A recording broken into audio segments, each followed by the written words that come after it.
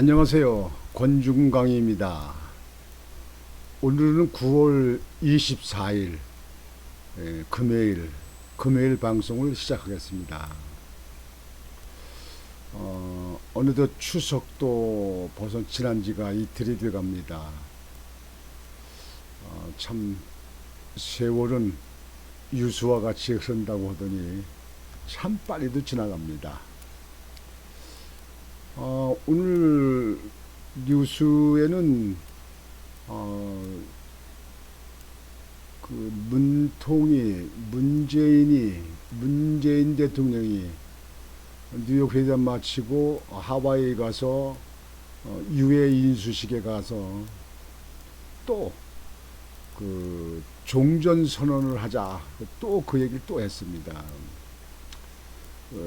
자꾸 우리 국민들의 생각과는 거리가 먼 좌파들의 그 이용으로 하기 위한 그런 방법에 대해서는 줄기차게 계속 주장하고 물고 나갑니다. 하루빨리 정권 교체가 이루어져서 이런 그 추잡한 이야기를 좀 듣지 않았으면 좋겠습니다.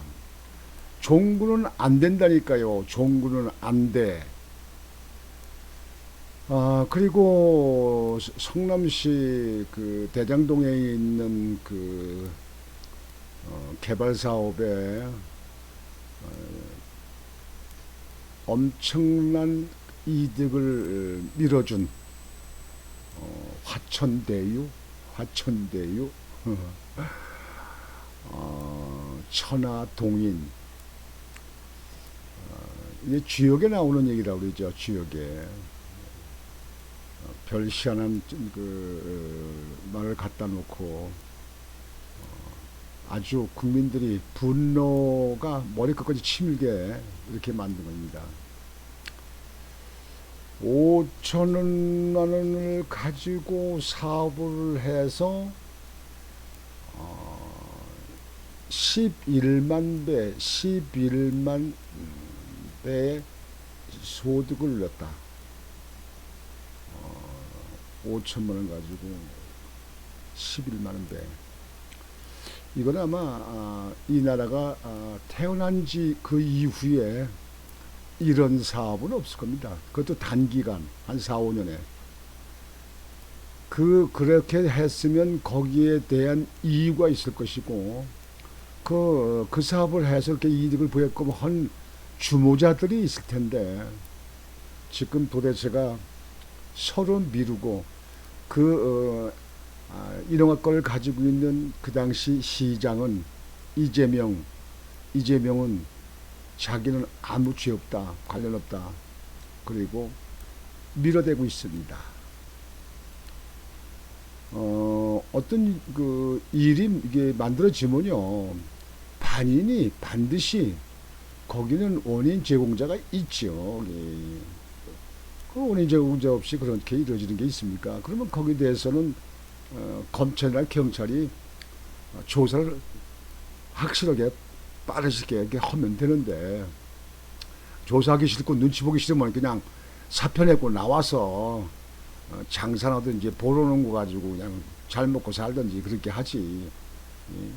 그 자기들 지위를 가지고 있으면서 정치적으로 눈치 봐가면서 수사하는 사람들, 검찰이나 경찰이나 하여튼 이런 사법경에 있는 놈들 멍청 쓸어내야 되는데, 빗자루 쓸듯이 그냥 다 쓸어내야 되는데, 여하튼 그것은 좀 더 시간이 가보면 이제 뭐가 나오겠죠. 오늘은 국민의힘의 그 대통령 후보로 나와 있는 윤석열 전 검찰총장의 선거 공약이 나와 있는 부분이 좀 상당히 제가 면밀히 살펴볼 적에 타당성이 있다, 이렇게 해서 그 부분 쪽으로 여러분들을 보도를 설명을 드리도록 하겠습니다. 자료를 보시겠습니다. 윤석열 파격 공약, 군 필자의 주택 청약 가점 5점 소급 적용. 좋아요. 이 군 필자한테 이 가점 주는 것은 전에도 있었습니다. 그러다가 뭐 여성하고 차별화된다 뭔다 해가지고 그게 또 중단됐죠. 근데 그거를 가점을 소급 적용해 준다. 지금 현 참고로 말씀드리면 미국 같은 데는요, 군대를 갔다 오게 되면은 군대에서 제대하고 들어오게 되면은요, 일정 부분 그 대출을 아주 최고 저리로 뭐 이자 없듯이 그렇게 해주는 제도가 있습니다. 그리고 그 사람들한테 지원책이 여러 가지가 있습니다. 그래서 군대를 뭐 여자든 남자도 지면 뭐 다 군대 가려고 하는 사람들 많잖아요. 지금 미국엔 내가 제가 보니까 그렇더라고요. 그 선진국에서 그렇게 하는 거는요, 다 그게 여러 가지 그 경험을 봐서 그렇게 한 겁니다. 국민의힘 대선주자 윤석열 전 검찰총장이 예비후보, 북한의 핵 미사일 능력 고도화에 대처하기 위해 정기적인 핵무기 운용 연습을 시행한다는 안보 구상을 내놨다.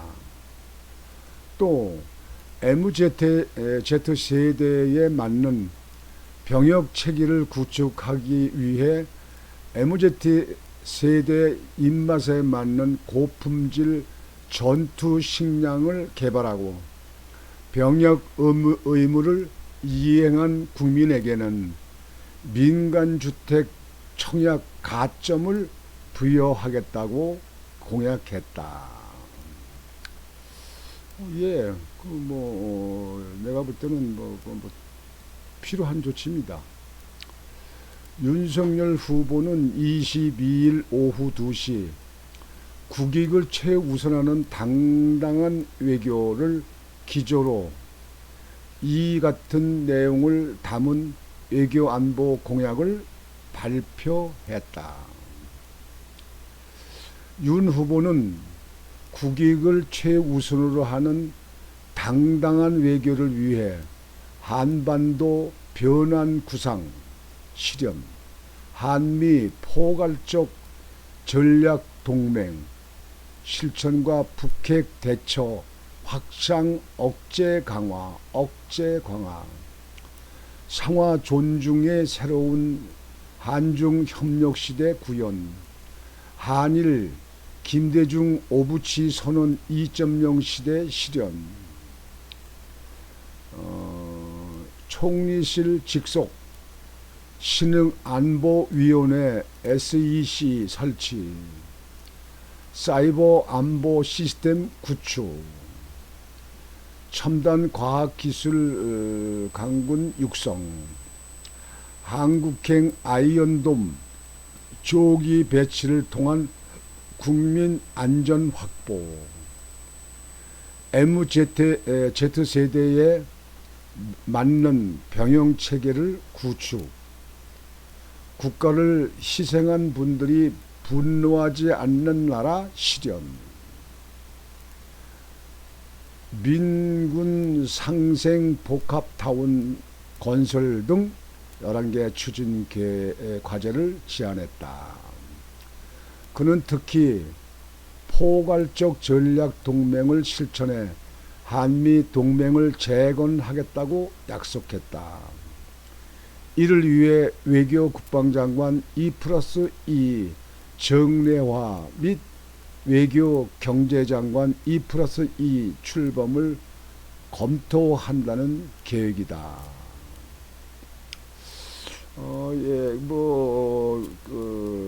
다 필요한 조치고, 그렇습니다. 일반적으로 이제 안보 쪽에 생각을 한 것 같은데요. 지금 현재 우리나라의 위치를 봤을 때는요, 우리는 지금 핵이 없잖아요. 이 부분 계속 그 핵을 시험해서 성공했다 그리고 핵 무기를 만들고 있잖아요.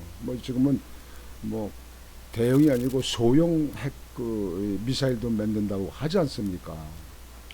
또 평양 근교에 있는 영변 발전소 핵 발전소를 또 가동한다는 거 아니에요.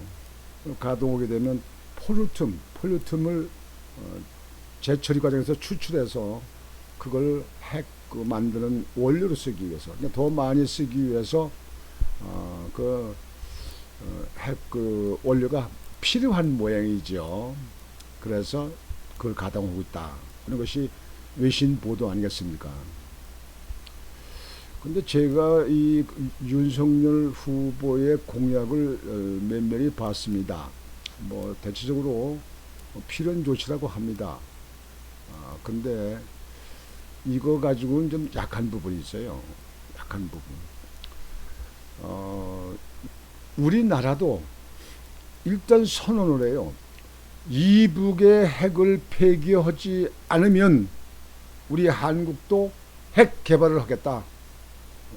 미국이나 영국이나 프랑스나 중국이나 거기에 대해서 이의 다르지 말라. 우리는 6.25 사변 때 침략을 당해서 많이 희생자를 냈던 나라였다. 그렇다면 그네들이 침략을 했던 그네들이 핵을 계속 연구하고 핵을 계속 미사일 장착하고 핵을 지금 핵 미사일 만든다고 할 적에 뚜렷하게 지금 외국에서 어떤 조치를 못하고 있지 않느냐.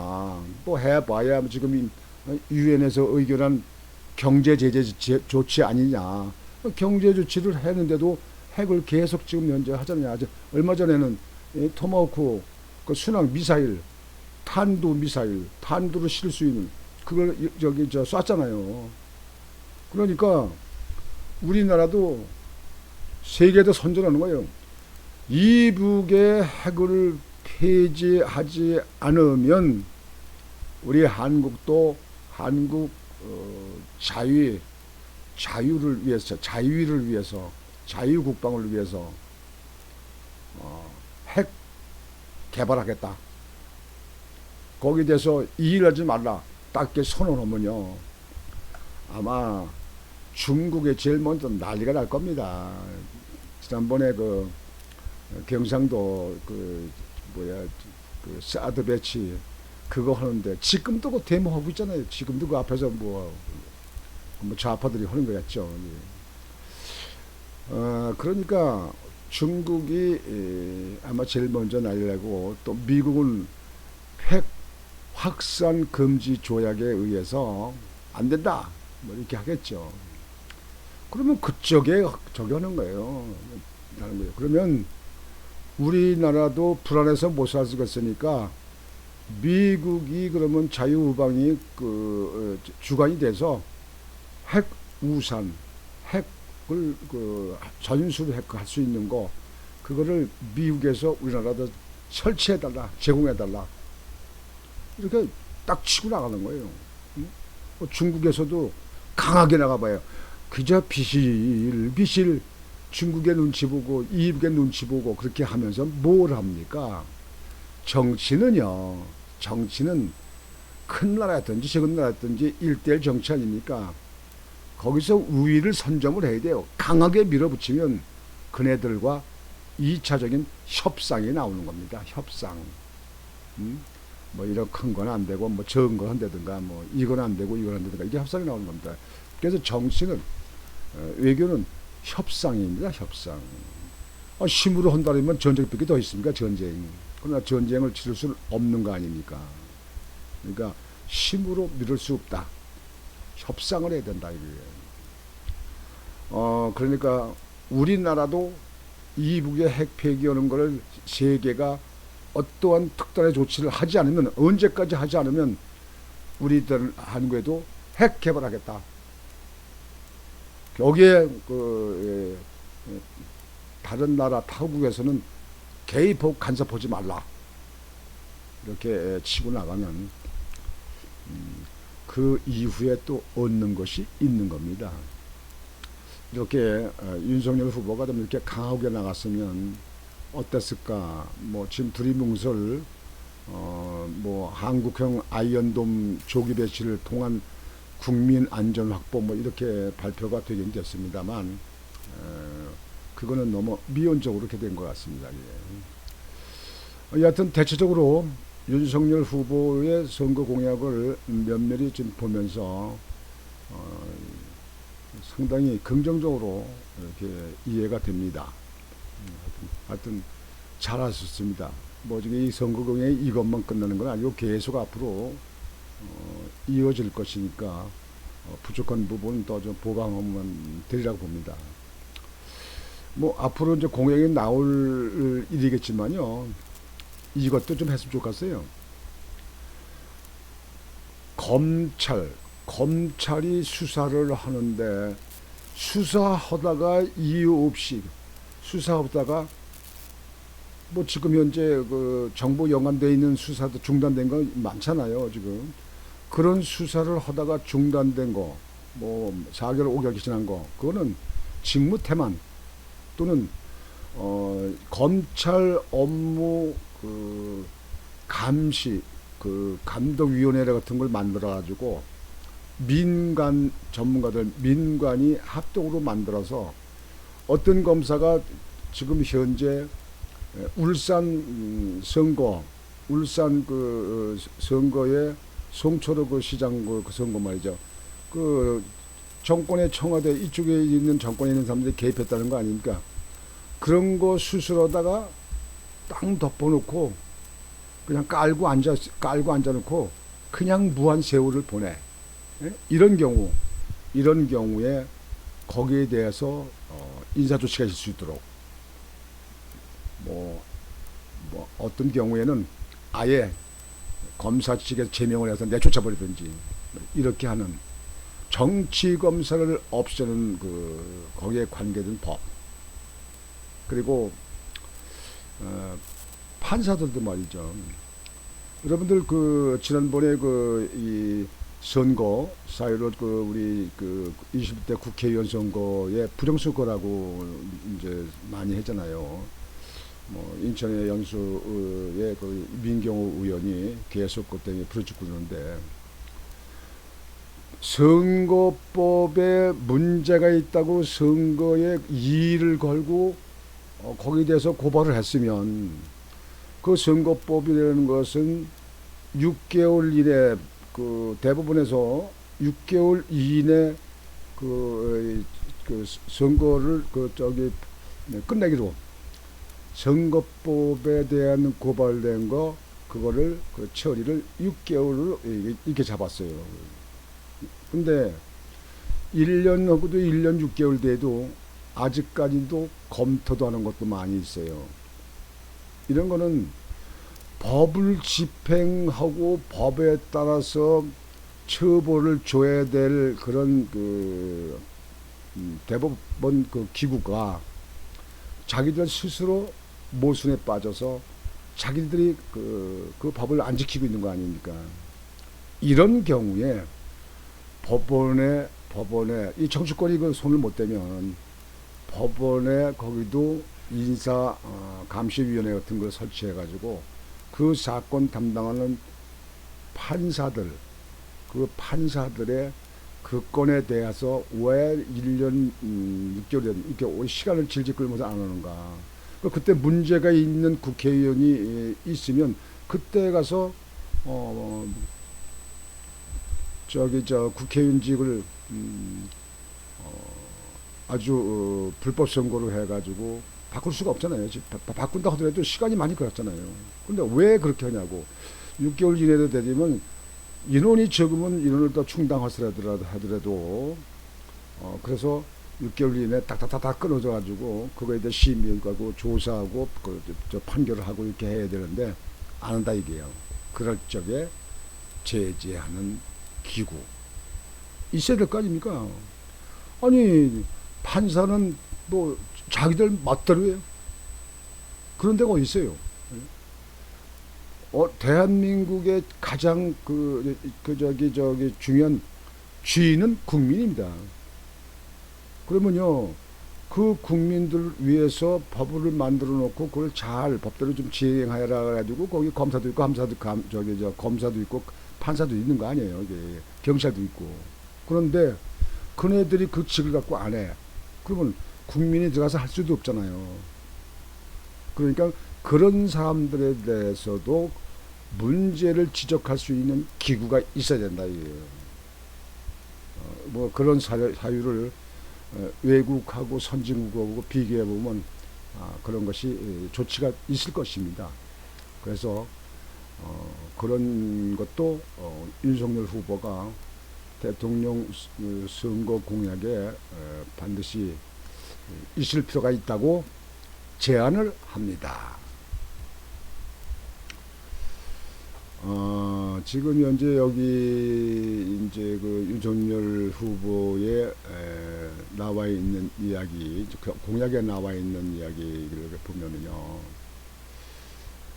남북 미 연락사무소 설치를 통한 3자 간 대화 채널 상설화, 한중 양국 고위급 전략대회 정례화, 한일 정상 간 셔틀 외교 복원을 통한 일본군 위안부 피해자 등 문제 해결, 사이버 안보 컨트롤 타워 기능 강화 등도 공약했다.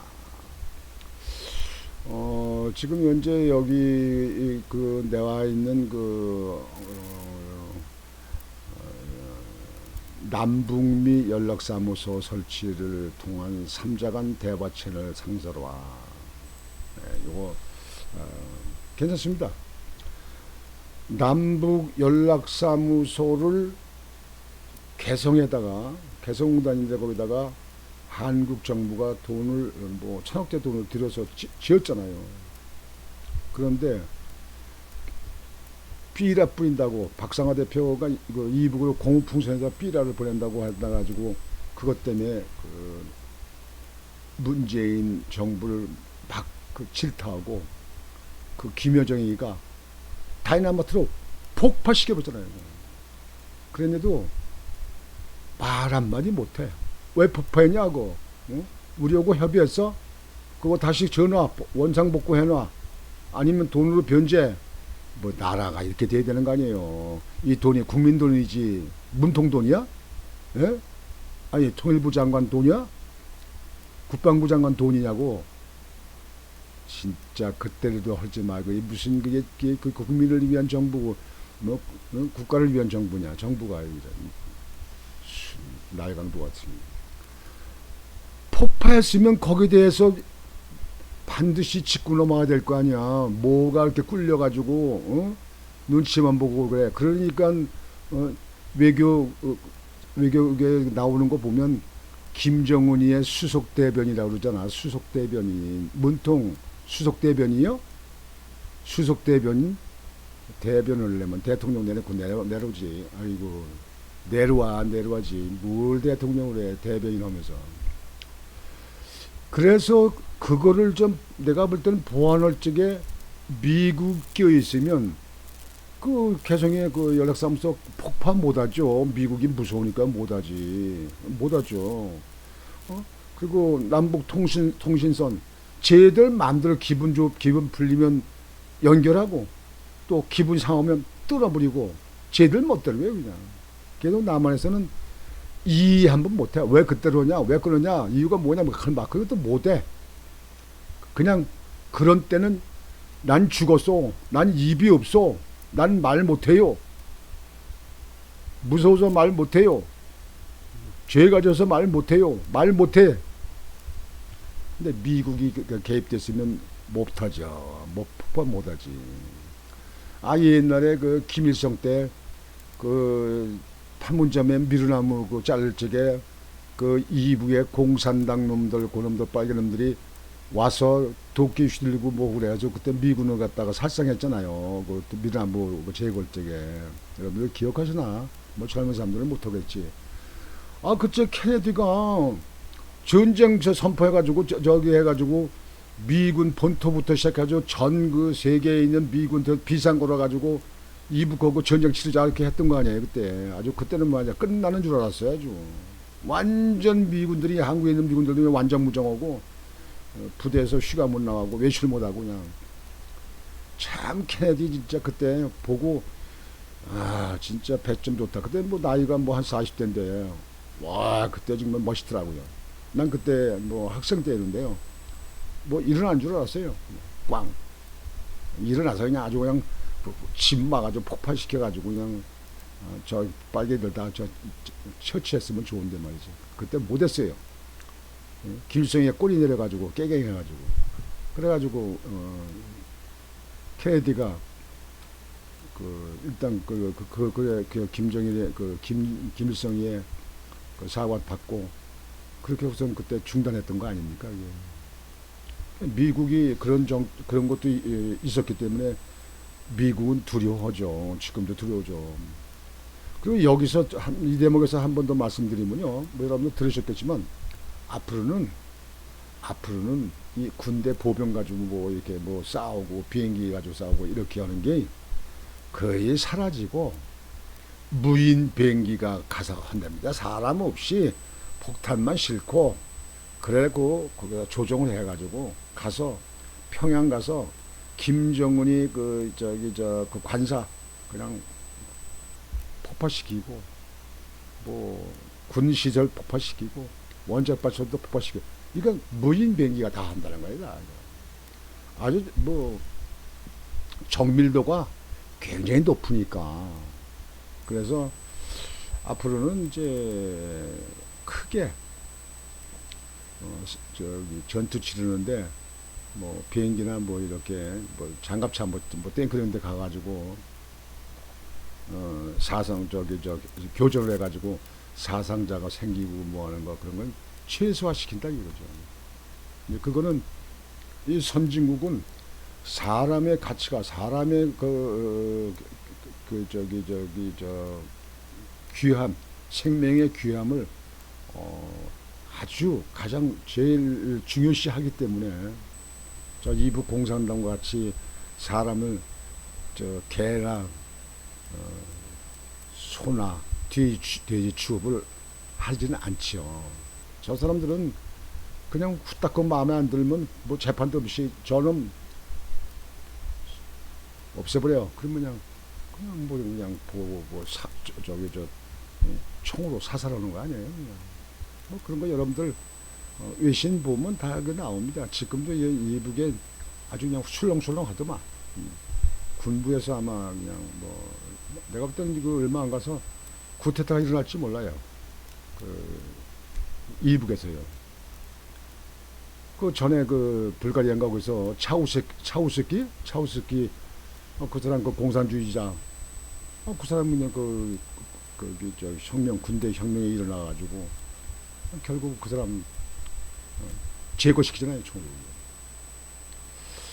이북에도 이제 앞으로 살다 너무 힘들고 이렇게 하면 이제는 옛날 같지 않고 그 전자장비, 전자들이 저기가 뭐 핸드폰이라든지